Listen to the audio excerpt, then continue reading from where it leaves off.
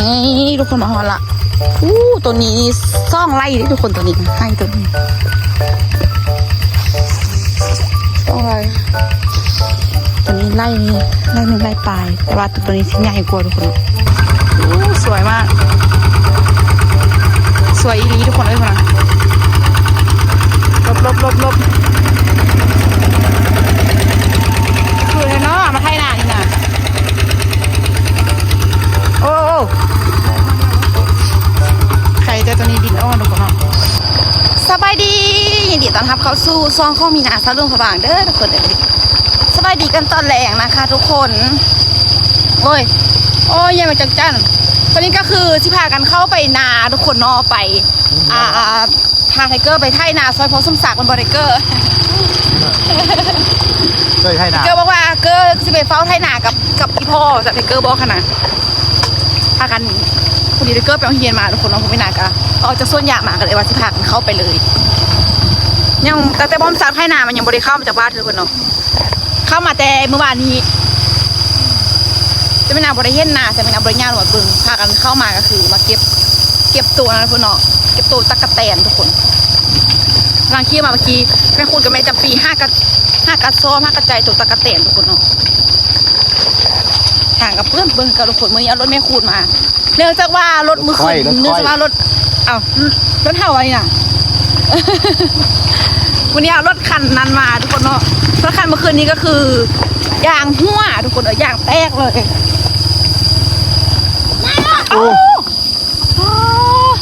เบรกหักแล้วตี้ต่ำครับคนตามบักแหง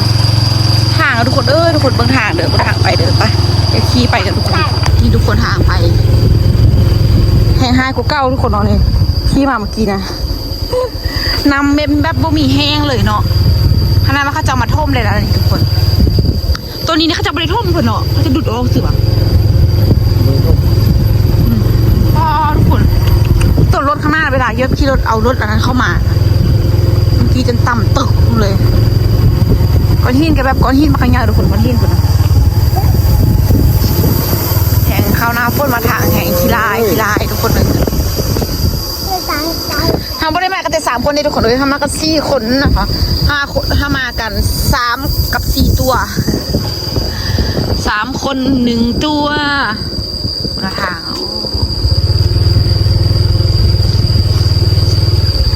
พร้อมสักให้คนเดียวทุกคนเนาะปีนี้ก็คือบริจางผ้าปีนี้นะเนื่องจากว่าเฮียเล่เพิ่นเกิดอุบัติเหตุทุกคนเนาะแค่นใช้งานบ่ได้ไม่ค่อยได้แห้งไล่นะเลยว่าพร้อมสักให้คนเดียวเลยเพราะกับบุ้งซีจางไปเลยทุกคนช่วงแรกข้าเจ้ากะให้หน้าข้าเจ้าหมดเนาะไปเดี๋ยวคิดว่าเป็นคนทุกคนเลยทำไมก็ต่ำกว่าที่อีเลยโทรศัพท์เสด็จต่างคนปิ้วไปเลยแต่ว่าบรรยากาศตอนแรกดีทุกคนวันนี้ปอดฟ้อนทุกคนวันนี้ปอดฟ้อนเลยวันนี้นะท้องฟ้าแบบแจ่มใสขนาดไปนี่ทุกคนมาหอละตัวนี้ซ่องไล่ทุกคนตัวนี้ให้ตัวนี้ซ่องไล่ตัวนี้ไล่หนึ่งไล่ปลายแต่ว่าตัวนี้ชิ้นใหญ่กว่าทุกคนบรรยากาศโคตรดีทุกคนพร้อมสักไทยคนเดียวทุกคนเนาะตอนนี้กำลังซ้อมขันอยู่ก็คือไทยแห้งทุกคนเนาะอยู่เคสอื่นอาจจะโบคือกันทุกคนเนาะเส้นตัวอย่างยกตัวอย่างก็คือบ้านมีนาทุกคนเนาะแบบเวลาแบบเริ่มแบบฝนตกมาไกลสีอันดำนอกดำนาไกลสีเฮ็ดนาก็คือข้าเจ้าสิโบไทยแบบนี้ไวทุกคนเนาะก็คือปะป้อยเลยเนาะจ้าว่าน้ำหมาไล่อีลี่ทุกคนเนาะแบบมีน้ำมาไล่หอยามแบบตกกาได้เป็นเดือนบ่ตกกาได้เดือน1 เดือนยังสินะฮอดเวลาดำละมันน้ำไล่ละสิก็คือเขาเจ้าจะไถประเดียวเลยทุกคนเนาะไถประนึงกะปะไว้ประมาณมือ1 2 มือบางคนก็แบบแช่ไว้4 5 มือทุกคนเนาะก็คือแช่ขี้ไถปะไว้ทุกคนแช่ขี้ไถปะไว้แล้วก็สมมุติเริ่มโลกายังเริ่มโลกามัดกาไว้ทุกคนเนาะโลกาอย่างเบาไทยอย่างกับโมโหเลยทุกคนลีนพันกันเลย เริ่มโลกาเรามัดกาไว้แล้วก็ ผู้ที่แบบแชร์ได้ไล่มือแล้ว3-4 มือทุกคนเนาะแล้วก็ ลวดเลยมันน่ะลวดเนาะลวดบดให้มันนั่นแล้วก็เริ่มดำเลยมันทุกคนเนาะลวดประไว้มือนึงบอกแล้วก็ใหญ่ก็ใหญ่กาไว้แล้วก็ดำแต่ว่าสำหรับคนที่แบบบ่มีเวลาไล่กะไทยปุ๊บทุกคนเนาะไทยมือนี้ปุ๊บมืออื่นเศร้ากะซ่องคันรถสิเนาะรถซ่องคันผู้รวยก็รวยไปเลยสินะผู้รวยก็รวยไปแล้วก็ผู้ยายกาก็ยายกาไปแล้วก็ดำไปเลยก็มีทุกคนเนาะที่แบบว่าน้ำมันหนาแบบกระหันหันสินะปลาแบบกามันแก้แห้งสิแบบเอาคนมาลงมาดำเลยเนาะอันนี้ก็คือแบบที่ลองสายนี่คือแบบใช่ทุกคนเนาะใช่แล้วก็ใช่เซฟเอาไว้ให้แบบที่ดินมันอ่อนให้ดินมันอ่อนอย่างที่ทุกคนเนาะให้มันเป็นพุ้ยไว้แบบส่วนฮอตงามันมาก็คือตกกาเขาก็ได้ตกกาเขาได้เครื่องเดือนหรือว่าผลฮอตหรือว่า15 มื้อนี่ยังเนาะตั้งอันก้อนน้องตุ๊กมามือนึงเลยแต่ก้อนน้องตุ๊กมา2-3 มื้อแหละยังพันฮอตเนาะคือครับนี่ฮอตใกล้จะฮอตเครื่องเดือนแล้วทุกคนตกกาไว้เลยทุกคนเนาะไถ่ปลาไว้กาบางเทื่อกับแบบคณะมันมาไว้ทุกคนเนาะกาเขาพอดำเขากาได้ไถ่ตึมหอมนึงได้ทุกคนบ่ได้รัวอะไรก็คือไถ่ตึมหอมนึงไถ่หอมนึงแล้วก็ลงรวดลงเอี้ยงเลยวันนั้นมันคือกาลงรวดลงเลยเนาะแต่ว่าก็ดีกันทุกคนแบบนี้ไว้แบบเวลาเห่าที่เอาง่ายคล้ายๆแบบว่าไถ่ซ่องรอบเลยทุกคนเนาะห้องพลายไถ่แล้วมืดละทุกคนห้องพลายก็คือมีลูกน้องมีกรรมกรเพิ่มมาซ้อยทุกคนเนาะมีกรรมกรมาช่วยน้อมศักดิ์ก็คือจัดการคนเดียวเลยนะคะ ตอนนี้ไถ่ได้ซ่องมือทุกคนเนาะพอสมศักดิ์ไถ่มือหวานนี้แล้วก็มือนี้เป็นมือที่ซ่องก็คือเรียบร้อยเลยนะคะแม่นบอกซ่องมือบอกเบอร์มือหวานมือซ่องมือแม่นแหละทุกคนเริ่มไถ่มือนี้เริ่มไถ่มือหวานนี้แล้วไปแหละแล้วไป2 ไร่แล้วนะคะทุกคนอย่างตัวนี้ยังประมาณไร่นึงแต่ว่านี่ทุกคนก็คือเขาจะกวดดินออกให้ทุกคนเนาะนี่เขาจะกวดดินออกชิว่าทำชิตกกาเพิ่มย้อนวานดินเขามันเพิ่มออกไปน้อยนึงทุกคนเนาะให้เขาจะหลุดโยงขี้ดินมาให้จังสินะเดี๋ยวมาลองทางนี้ดูนี่มาย่างวันนี้นะเมื่อไหร่เกิดทุกคนไปจอบยี่ห้อเทียว่าทุกคนบรรยากาศโคตรดีเลย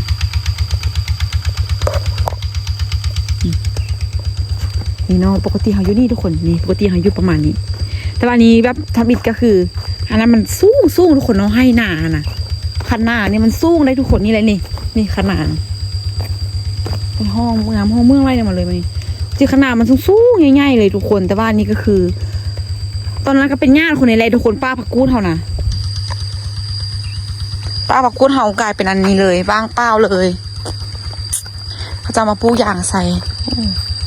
ปูยางใส่ได้ไล่อยู่วะนี่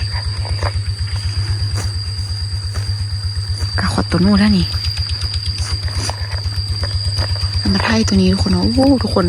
เบิ้งคือแบบธรรมดาทุกคนแต่ว่าเฮ็ดหนาทุกคนสิ่งที่ยากที่สุดสำหรับมีหนาเลยทุกคนเนาะแต่สำหรับคนอื่นมีหนาบ่ฮู้คนเนาะอันงานแบบไล่รวมๆมืดเลยทุกคนเนาะสำหรับมีหนาเด้อที่ว่าแบบสิ่งที่ยากที่สุดแล้วก็แบบเมื่อยที่สุดๆเลยทุกคนก็คือการดำนาทุกคนอีลี่ได้ดำนาเลยแบบเป็นสิ่งที่แบบรู้สึกแบบแบบพอแต่ว่าเห็นก็คือแบบคาเลยทุกคนดำมือแรกมือที่ก็คือว่า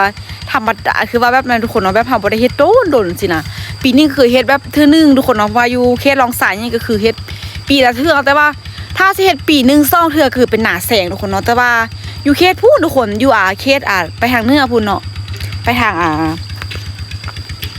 บ้านนี้ยังว่าทุกคนแกงสร้างแล้วก็ผู้ประมันทุกคนเนาะส่วนใหญ่จะเป็นคนมงที่เขาจะอาศัยอยู่แต่ว่าคนลาวเขาก็มักไปเฮ็ดอยู่ทุกคนเนาะเพราะว่าน้ำมันอาจจะแบบสะดวกยังดีจังซี่นะ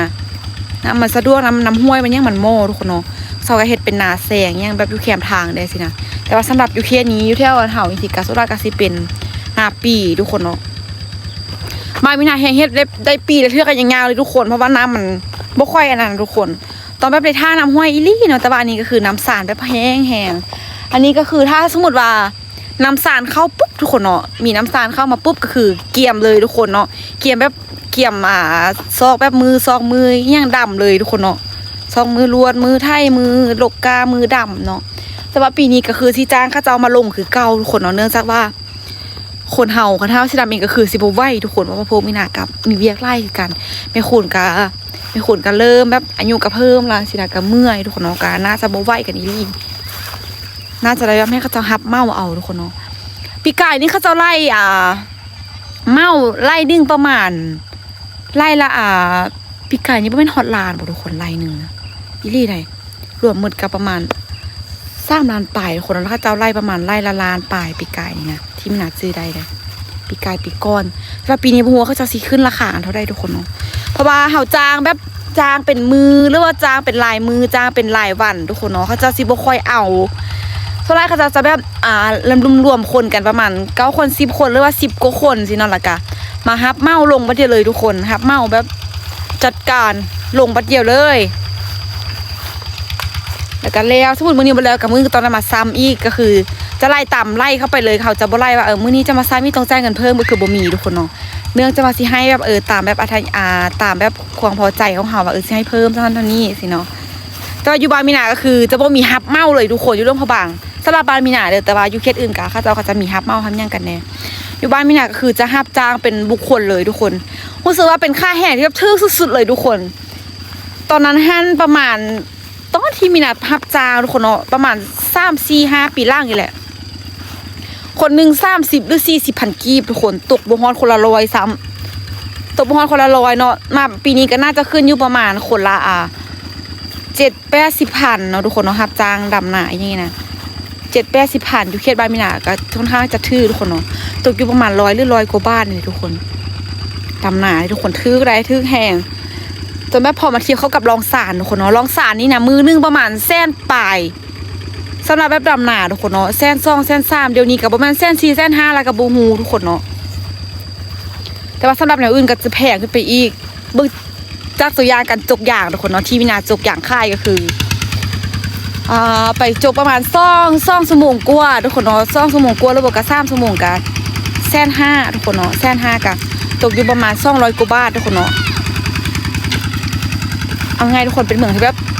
มันเศรษฐกิจมันการค้าอย่างมันเป็นเมืองที่แบบเป็นเมืองส้นยางทุกคนเนาะมันก็แบบอย่างก็จะค่อนข้างที่จะแพงแฮงค่าแหงกับแพงค่ะฮะว่ามีตัวที่พร้อมสักมาไทยตัวนี้แล้วทุกคนไทยแล้วเลาะแขมไว้ทุกคนนะพวกคนสักแปลงขันงามทุกคน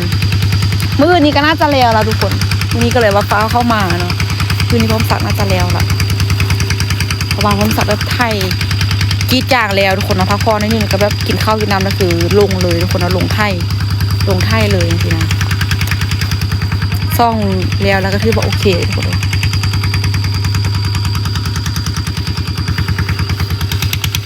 เล่าเรื่องโตทุกคนนะแต่ว่าอยู่ไทยนี่สำหรับที่แม่ตู้ย่าเพิ่นโทรมาทุกคนเนาะก็คือแม่ของพอสมศักดิ์โทรมาโมเมนต์มือนึงกับประมาณ300-400บ่ทุกคนที่แบบจ้างเฮ็ดหน้าอย่างนั้นสินะเพราะว่าแม่ตู้เพิ่นก็คือแบบเพิ่นก็เฮ็ดหน้าทุกปีทุกคนเนาะเฮ็ดหน้านำพระเจ้าทุกปีนะราคาจ้างก็จะค่อนข้างแพงทุกคนเนาะแต่ว่าบางมีนาแบบทึกอีหลีทุกคนทึกแสนทึกอยู่คนนี้มาลงตัวนี้มันมีได้บอลไล่กินทุกคนเนาะมันน่าจะบ่คือกันจริงโอ้โหแข้งบ่ทุกคนบรรยากาศโคตรดีเลยธรรมชาติปึกเลยทุกคนเดี๋ยวมาดูทางนี้โตกันน่าขี้ยังงามมากทางงูไทยป่าไวปีกายคนนอดนได้ดำถึงว่าไทยไวๆดนได้ดำจนแบบนั้นเลยมีแข้งงาขึ้นโอ้ยจะมันเนาะขู่ก้าคนน่ะไม่ยับไปส่วนยางหน้าทุกคนฮอตไปยักลุกเลยไม่เกยย่างนำตลอดเลยหลังอีพอทอยปุ๊บเสด็จไปย่างหม้อไล่ต่อแข้งกับพนอแข้งแท้อันแบบเขาเจ้าเยียดเลยเนาะบังแข้งเนาะโอ้ไปยังไงนะตั้งแข้งนะพนอเขาเปิดไม้นะแข้งขนาดเลยก็ให้ดูในเยียบทุกคน ไม่บอกอยากบอกไล่เนาะเพราะว่าอันเจ้ามาอยู่ที่นี่ได้คนกินอย่างไรมันแค่นั้นมันกดแค่อีกแต่เกลือให้มันมาไทยนะแต่เกลือมันว่าก็ได้ เพราะเลยจันไว้แท้ จะไม่ ทำไง ได้ บัดก็ดินแข็งขนาด เบิ้งอันไทยจนบวเข้าเลย มองเขาเปิดไม้นะปูยับเป็นลายเนาะลายจุด เนี่ยตัวเก่าอยู่นี่แหละ ตัวเก่าเชื่อจะบนตีนเขาเหยียบนี่ เก่าอยู่นี่ เนาะนี่เนาะ อัน นี่ นี้ นี่ไปนี่นี่ไปนี่อันนี้เขาจะใต้แหงเขาช่วยได้ตบขนาดไม่หรอพ่อ จะได้แต่งไม้ เนาะแต่งขนาดไม่เนาะ พุดเมืองต้องขึ้นมา ค่าดีบนเดียน เอาเมืองเป็นแดนแล้วนะก็ลอกเมืองขึ้นมาแล้วก็ทบขึ้นทั้งนี้ขึ้นหน่อยนึง ตอนคนไม่ไทยจึงก็บอกเขา ไอ้พวกเขาเลยมึง แค่นั้นหอยเขาจะเอาหยับออกมาเลยคนเขาจะดูดเยียบเลย ตะกอนมันอยู่พี่แล้ว นี่เนาะโอ้ถือว่าออกไล่ตื้อกันเนาะตัวนี้เนี่ยจำจอบเขานึ่งตอนนั้นนะทางนี้น้อยๆเขา แนมบางหญ้าดิ นี่ มีหลายหญ้าให้น้ นี่ทุกคนพี่ได้ ที่ เข้า บ้า ไป นการตะเกียบฮอตตอนนี้แหละเมื่อคืน ำเอาจากงับออกมาอีกก็ได้บ้านพนาขึ้นมาพี่ เนาะแต่ว่าปานสูงเอาเนาะปานขึ้นสูงตัวนี้ขยับมาอีก ก็จะงับออกมาอีกก็ป่านงับออกมาพี่ เมืองนั้นลวงเลยวะเมืองนั้น ลวงได้แล้วมือนี่มันลวงลูกเพราะว่าจะเอาน้ำลงมาแช่ดิ แม่เนาะ ลวงไปพุ่นเลยมาเลยเนาะ ลวงอนามัยน้ำมันลงมามันไหลเลยดิ สิว่าจักรยานไล่ตัดมันก่อนมา จักไล่ตัดก่อนก็ได้จังไง หกแค่นี้เนาะ ตัดของตัดส่วนของ เดี๋ยวเมืองเรา อ มา นามัยแล้วกันลวงมา น้ำสานกับบักแห้งทุกคนซ้ำสาท่ากาเฮาก็เกือบมันเกือบครึ่งเดือนแล้วบ่เนาะ วันที่ห้าเลย เนาะสักวันที่5เนาะ วันที่สี่ที่ห้า สิปลายแล้วมันนี่ได้อีก4-5 มื้อก็ได้ครึ่งเดือนแล้วทุกคนบรรยากาศกาเกไล่เนาะแบบกะน้ำเข้ามากะฮอดกาแบบเป็นตะดำเลยกะน้ำเข้าเลยเนาะก็เบิ่งไงก็เบิ่งไงป้าคนเบิ่งเอาเดี๋ยวจะว่าขนาดไทยอย่างกับไทยบ่เข้านะว่าดินนี่แบบอะไรเด้ทุกคนตั้งแต่นั้นบ่ได้เตะเดินทุกคนเนาะดินมันนี่ก็คือบ่ได้ตรงเลยมีแต่ตามหญ้าเลยมานี่ทุกคนนี่น้ำตามหญ้านี่นี่คือจะเป็นคันนาเลยตรงนี้แต่ว่านี่หยับออกไล่เติบเนาะหยับออกประมาณจากเมตรวุ้ยนะเนาะเพิ่นเนาะฮอดบ่จาก5-6 เมตรเนาะหยับออกนี่บ่ฮอดป่ะ ไอ้2 เมตร พูดน่ะ20 เมตรนึงน่ะกวางปานนั้นน่ะ ดูเลย นี่น่ะฮอดหยับมาพี่น่ะฮอดตี4-5 เมตรนี่ ข้างนั้นช่วง นั่นแหละข้างนั้นใช่ไหมดักหัวอันทุกคนไข่แต่ว่าอยู่พี่เฮ็ดอันแบบเฮ็ดหน้าเฮ็ดอันนี้เราบ่ค่อยมีข่วยมีหัวเข้าเพิ่นเนาะเพราะว่าเขาจะเลี้ยงอย่างนี้ข้างบ้านไม่ทุกคนข่วยเต็มแต่ว่าแบบเวลาเฮ็ดให้เฮ็ดหน้าละเจ้าซีเอาปันเลี้ยงแล้วเขาเนาะ พี่เอาเด้อเขาฆ่าที่แท้ก็เป็นของงอบ่ทองเขาจังค้าอยู่พี่เขาก็ปืนยิงทิ้งเลยก็หรือว่าเขามัดแล้วเขาเอาเมืองเงินแล้วเขามาไทยเขาก็ฆ่าขายเลย แล้วพูดบ้างไหมอีนี่ทุกคน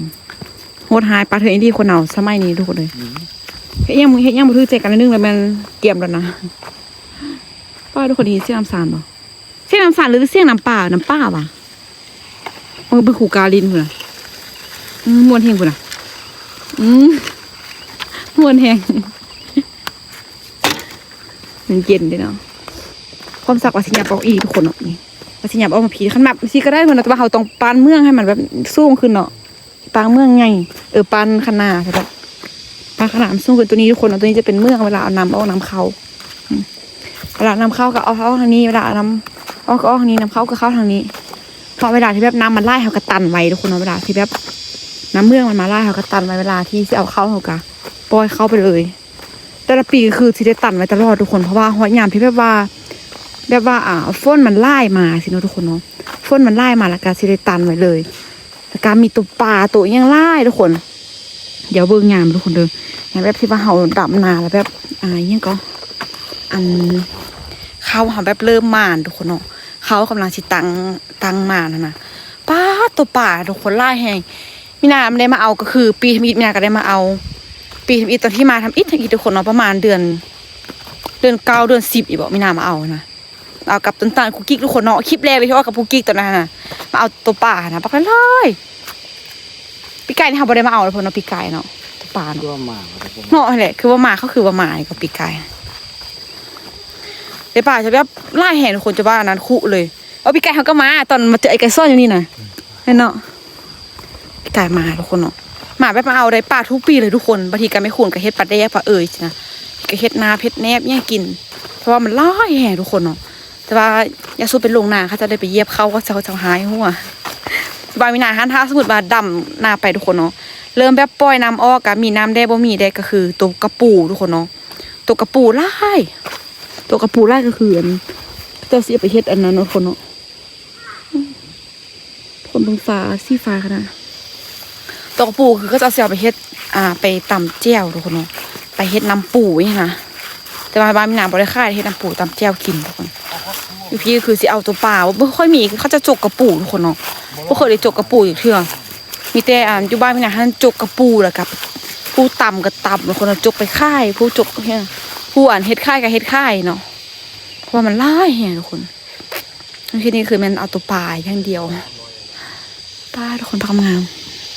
โอ้นะคนมึงเลยโคตรงามเลยท้องฟ้าแบบแจ่มใสทุกคนปอดฝนขนาดเลยมื้อนี้นะต้องสักพักผ่อนกันทุกคนเนาะเมื่อยเพราะว่าให้มันไปตอนเอาเฟื่องคนเนาะอยากให้ต้องสักพักผ่อนจากมัน แป้งเอาน้ำกินมานี่เด้อ อากาเดียวอื่นทางน่าจะได้เข้ามาหลวงเมืองทุกคนเนาะนี่นะก็กินน้ำก่อนขอให้ว่าได้เดี๋ยวข้นไม้หัวข้นหน้ามักจับมาไว้ทางกระเจ้าทุกคนเนาะเพราะว่าตัวนี้ก็คือเป็นข้องเพิ่นล้อมเนาะก็เลยว่าเคลียร์น้ำเคลียร์ยังเอาไปส่งให้กระเจ้าไปล้อมบนไม้ตัวนี้ก็คือซิโบได้ล้อมเลยทุกคนเนาะหัวตัวนี้นะก็คือซิโบได้กันเลยก็คือเขาจะสิเอาเมืองตัวนี้เป็นอะไรเลยทุกคนเนาะเป็นแดนเป็นเขตที่แบบแบ่งเขตกันเลยว่าดินทั้งนี้ของเจ้าดินอันนี้ของค่อยสินะเอาตัวนี้เป็นแดนเลยให้คนขยับมาอีกก็ได้ไล่เตอร์ได้นี่เนี่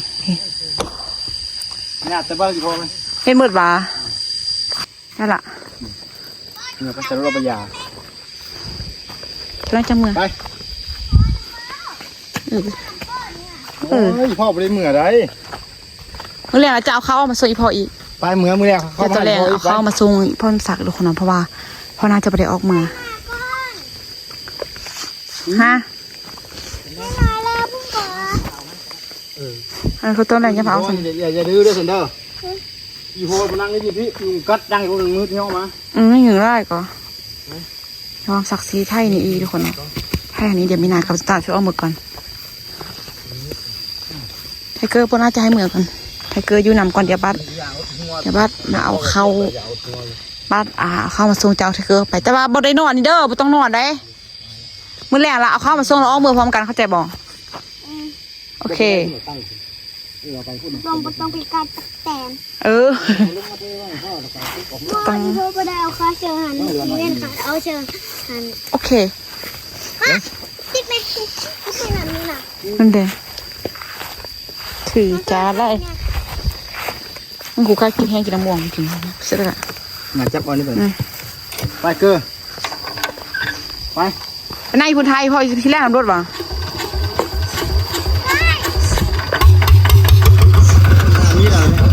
พอไหมคุณก้า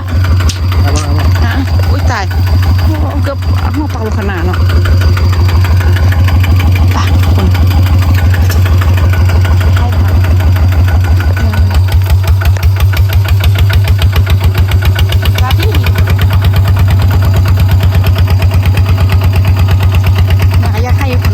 ปัจจุบันนี้ไม่น่าเคยไทยเลยแต่ว่า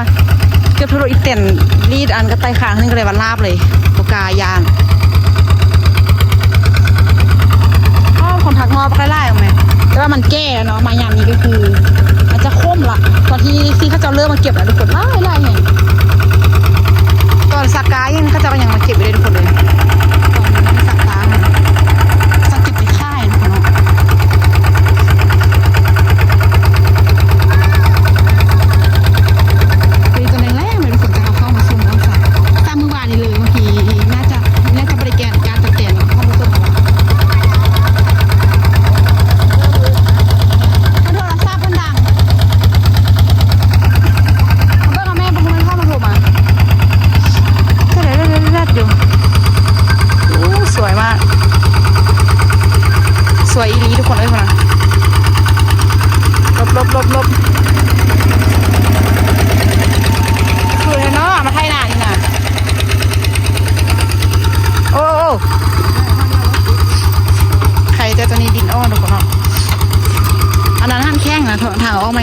ว่าตัวนี้อ่อนอยู่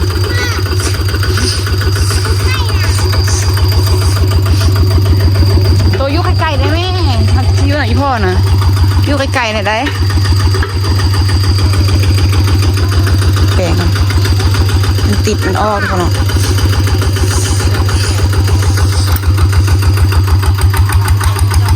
ต้องมืออื่นนี่กันแล้วทุกคนต้องสั่งจัดการทำบอลแล้วก็ยังซ้ำไม่หนึ่งแหละไม่น่ายันแล้วเลยก็เพราะว่าตัวนี้นี่กับมือซ่อมือทุกคนเนาะเห็นไหมหนาสีได้ออกมาแล้วทุกคน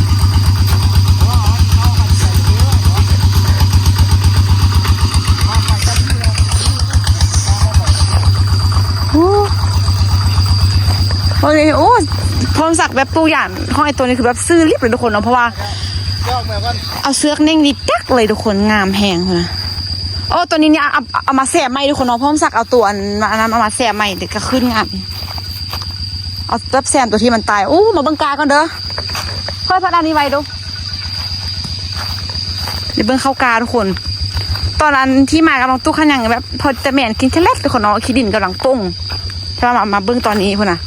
ต้ามาคำพอมทุกคนนี้อีกครึ่งเดือนนึงก็พอดีดำเลยทุกคนเพราะว่ามีหนากับบ่มักดำกายเกล่ายเนาะสำหรับคนนี้เขาจะดำกะคักทุกคนเนาะมาคำหอมทุกคนเลยหอมเลยทุกคนดมนะคือแบบทุกเม็ดเลยทุกคนงามแพงเขาสักอีแต่ว่าพ่อสักน่าจะพอได้สักทุกคนเนาะน่าจะพออยู่กาเพราะว่าปีกายนี้สัก3 กระสอบทุกคนแบบเลือดไล่แหงจนแบบในปีเอาไปดำหน้าจนแบบจนแล้วหน้านึกเลยทุกคนเพราะว่าปีกายกาไม่ปีบ่ค่อยงามทุกคนเนาะแบบกากะขึ้นบ่ทันอีกสินะ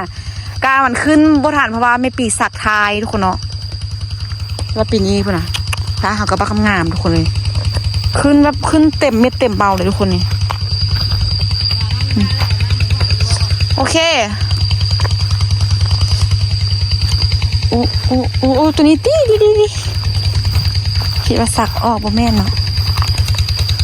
โคตรห้อมคนงานคนทางนี้น่าจะยาวกว่ามีนาเพราะว่าทางนี้สักก้อนมือหนึ่งทุกคนเนาะอยู่กับธรรมชาติไอ้ทางนี้สิยาวก้อนให้หนึ่งทุกคนหอมแล้วทุกคนเข้าหอมเขียวพึบเลยพอไม่ปีน่าจะสักจะพูดทุกคนเนาะสักอยู่แค่น้ำสารแต่ว่าแบบเวลาห้ามาทุกคนเนาะยากสุดอันนี้คือโลกแล้วก็หิ้วห้าไปแล้วโยนลงเลยทุกคนเนาะโอ้มักทั่วกับอันซาลี่ไม่คูนก็ขึ้นมาทำงานทุกคนอันนี้เป็นมักทั่วยาวอันนั้นเป็นข้าวโพดหรือซาลี่นะคะซาลี่ซาลอยขึ้นงามคนงานนี้ปูเอี้ยงก็งามเพราะว่าเป็นหน้าฝนแล้วก็บ่ค่อยได้หดน้ำอีทุกคนเนาะมันขึ้นไวนี่กาของกันมือนี้ปอดฝนมืออื่นอาจจะตกทุกคนเนาะเพราะว่าเมื่อวานนี้ตกจนฮอดแบบจนค่ำเลยทุกคนตกนะมาละอีกประมาณครึ่งเดือนทุกคนเนาะก็เลยเริ่มได้จำเลยนี่นะหน้าฝนตกเพราะว่ามืออื่นพร้อมสักสีเอาอันนั้นเข้าทุกคนเนาะสีเนี่ยจนตาสิมันหลวงเมื่อแล้วก็เอาน้ำหมักแซ่ไว้ทุกคนน้ำหมักแซ่ไทยไว้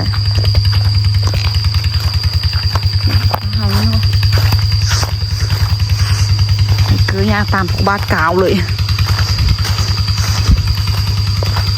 มันให้ยากกับยากมันให้ง่ายกับง่ายทุกคนเนาะบางบอลกับแบบขี้ดินกับติดเนี่ยบางบอลกับแบบดินแข้งสินะโอ้ก็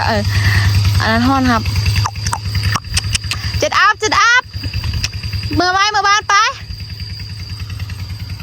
เจ็ดอัพห้อนครับอันผูกามาผู้เดียวที่จะนั่งกับเมือผู้เดียวเลยอยู่ส่วนผู้เดียวอีกกันยานำเพราะจับคนนอนมีนากับตาเสียออกเมืองเกิ้งมาแรงจังค่อยเข้ามาเอาเจ็ดท้องเขาเจ็ดท้องนะนัดกับงามแฮทุกคนก็ได้ไปเยี่ยมเบื้องที่เอาข้าไปปูตอนนั้นทุกคนเนาะข้าไปปูกับไม่คูนกับน้องตุ๊กตอนนั้นข้าไปปูแล้วค่ะมักนับแต่อันนี้หอยเซปุ๋ยของน้องหอยขุดนี่อย่างแบบทุกคนอย่างแบบสมบูรณ์ขนาดตัวนี้นะโอ้คักอีลี่ทุกคนสมบูรณ์ปุ๊บเนาะพอดีกินได้หมดเลยเนาะนี่นะเนี่ยทุกคนแถวนี่ไปซ่องแถวนี่ซ่องแถว 3 4 5 6โอ้อีจังน้อยซัวสิหอยพอสิคิดเนาะต่อยฝนต้นหน้าพุ่นเนาะปีใหม่ปีหน้าพุ่นเนาะเบากะปีหน้าเปิดกับแบบพอดีง่ายสำคัญทุกคนเพื่อตัวนี้น่ะพิลึกพิโลขนาดเลยเกิดไปมันเป็นยังไงบ้างครับ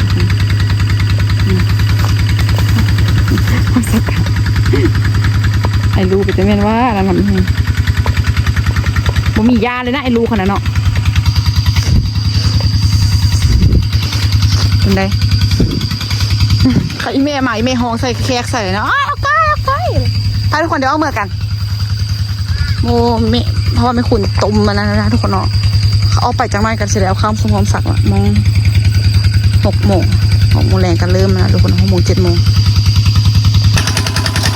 ก็เมื่อแล้วทุกคนเดี๋ยวคลิปนี้มีนาก็ตัวลาไปก่อนเด้อจะได้กับฟ้าทุกคนกดไลค์กดแชร์กดติดตามเพื่อเป็นกำลังใจในการได้คลิปต่อไปทุกคนเดี๋ยวถ้าเบิ้งมืออื่นเนาะเขาสิมาหลวงเมืองอีทุกคนแล้วกันมาเบิ้งกันว่าพ่อนุ่ศักดิ์สิให้นาแล้วอยู่บ่ทุกคนเนาะให้ตัวนี้เนาะเดี๋ยวคลิปนี้ข้อตัวลาไปก่อนไปเจอกันคลิปหน้าบ๊ายบาย